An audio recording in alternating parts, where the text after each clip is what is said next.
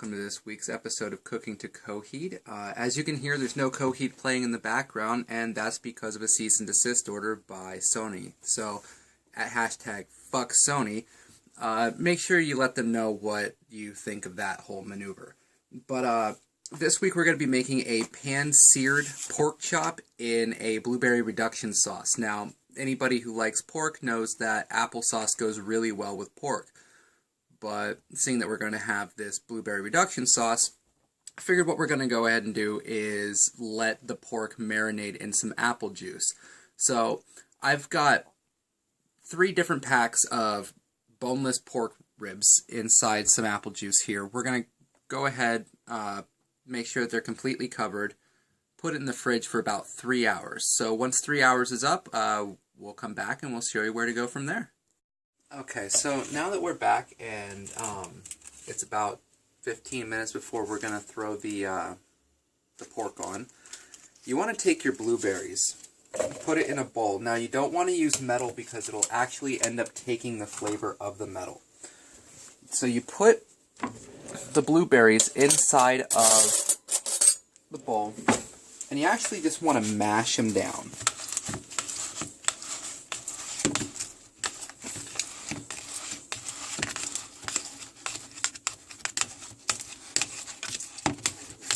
Basically turning them into a paste. Now, some people use food processors, but I would not actually suggest doing that because you don't want to completely smash it. You just want to get them to where they all open up. Now, it's almost like if you were to muddle it as a bartender. You don't want to just completely smash it. You just want them to have a nice open texture. So you see how it's starting to actually jam there a little bit? Now what we're going to do is we're going to take just normal sugar. We're going to sprinkle it over the top. Now we're going to let that sit for about 20 minutes. 15-20 minutes. So when this is done sitting, we'll come back. Alright, so now that we are getting closer to the 20 minutes being up for the blueberries, we're going to go ahead and start the sauce. So what you want to do is you want to grab either one large shallot, or if you live in an area like me that just doesn't have it readily available, grab a couple of boiling onions, the small ones. Then what you want to do is you want to mince that.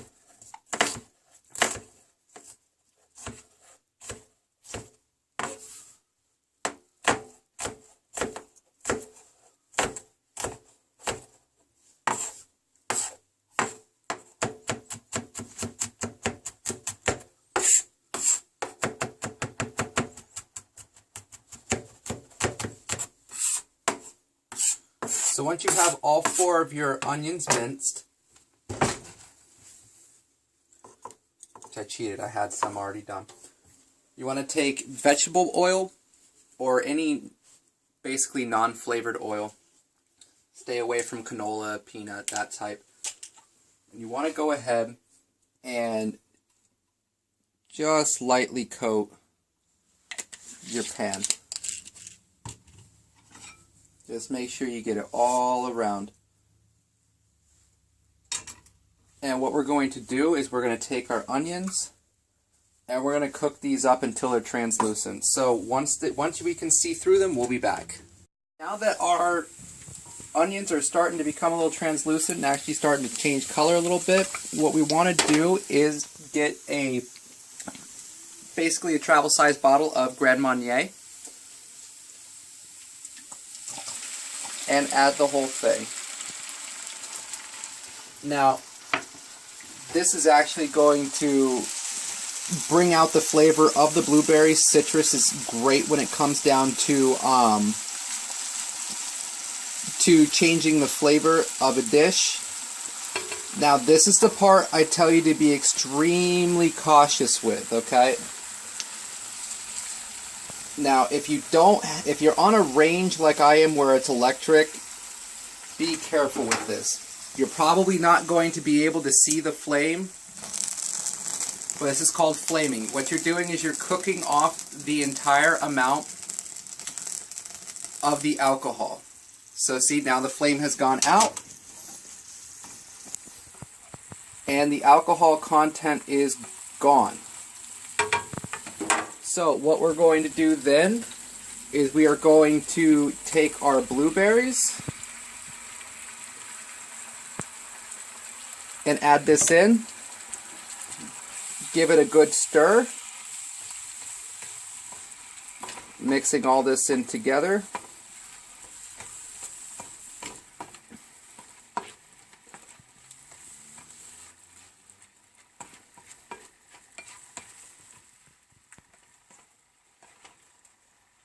And we are going to reduce heat. So we're going to come down to about a medium low. Now what we're going to do is we're actually going to let this simmer for about 20 minutes. We want everything in the pot or in the pan to start breaking down. So when this starts getting closer to about 10 minutes in, I will come back. Make sure about every 2 minutes you give it a good stir. See it? So now as we can see, the blueberries are starting to really break down. There's no more real solids in there anymore. Now is when we actually start to season this. So what we're going to start off with first is just about 1/3 of a cup of water.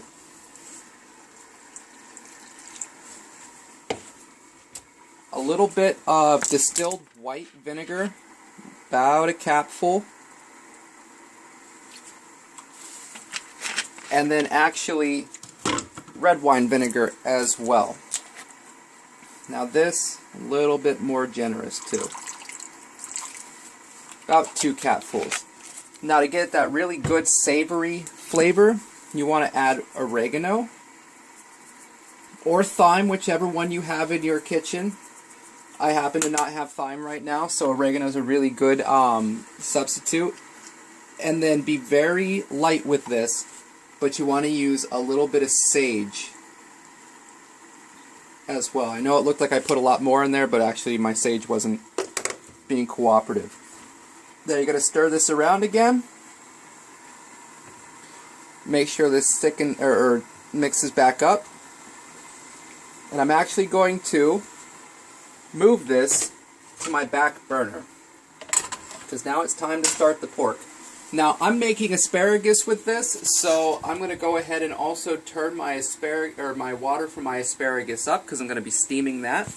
So I have 2 pans here, and the reason why I have 2 pans is because I'm cooking for 3 or 4 people. So when you're pan searing pork, it's going to take 8 minutes on each side of your rib. So you're going to want to actually, either if you're making for 2, you're fine with 1 pan. If you're making for more and you want everybody to eat while it's warm, use 2 pans. So the first thing you want to do is take a little bit of oil and just, once again, we're going to lightly coat the bottom of our 2 pans. Basically just enough to feather it, because most of the moisture that it's going to cook in is going to come from this apple juice. So we're just going to add the pork on.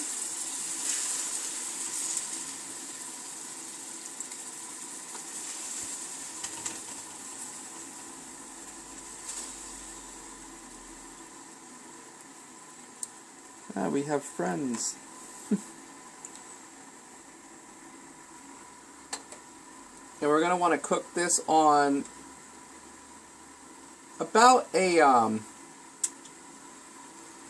medium to medium high.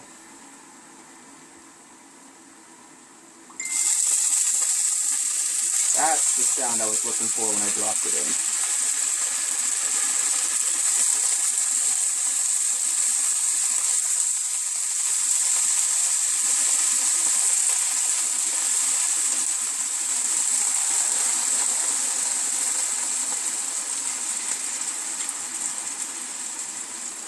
I got room for 1 more over here. Gotta try to make them fit. So we're going to go ahead and cook these for 8 minutes on each side. Right when you go to flip and move to your next side, you want to take just a little bit of your apple cider and add it again to, your apple cider, apple juice, whichever you just chose to use. Add a little bit of that to your pan just to make sure there's enough moisture on the bottom of the pan, so you don't actually end up burning your pork. So when this is starting to wrap itself up, we will see you again. Pork is done. We're going to go ahead and plate it down.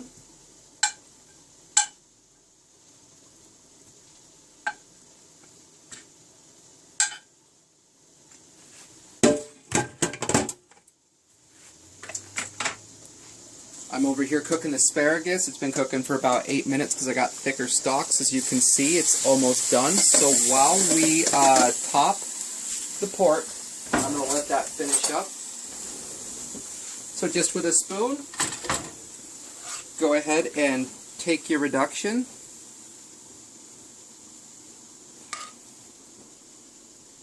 and just sprinkle some right across each rib.